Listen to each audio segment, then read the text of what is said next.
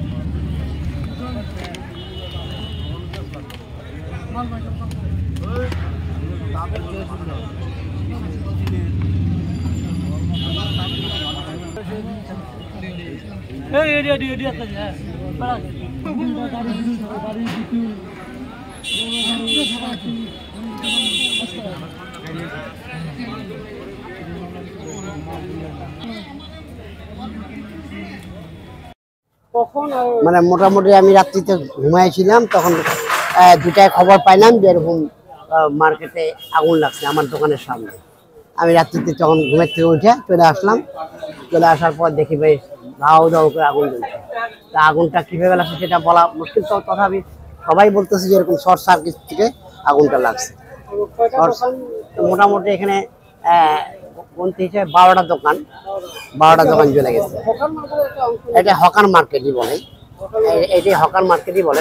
মোটামুটি hawker market আগুনটা লাগছে।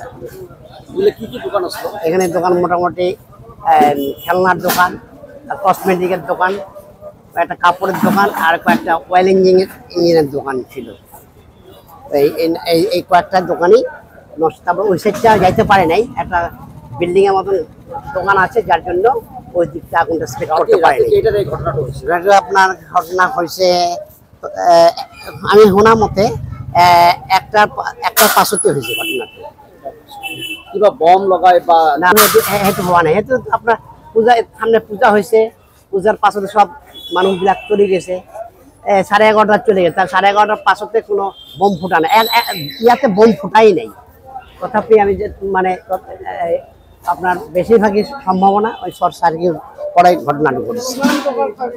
একটু আপনার অঙ্ক তো আমার হিসাবে নাই, তথাপি ধরক আপনি 12টা দোকান হব, দোকান টোকান লই আপনার সম্পত্তি 10 থেকে 12 কোটি টাকা নষ্ট হবো।